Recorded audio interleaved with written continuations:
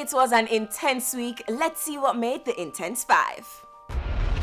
Kobe and his daughter Gigi were laid to rest in a private ceremony this week. It's so sad and we won't know what really caused the crash for quite some time.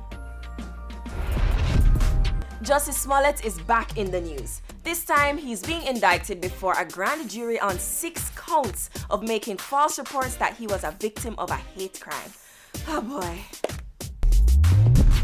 Jacquior holds nothing back on social media. He says to stop tagging him in pics with his ex-wife and her new beau. Lisa Hanna's outfit at the opening of Parliament this week. Girl, sell off as usual. And finally holding the spot this week. So the drama teacher who impersonated a police officer, that wasn't his first time. Really? That's a little bit frightening.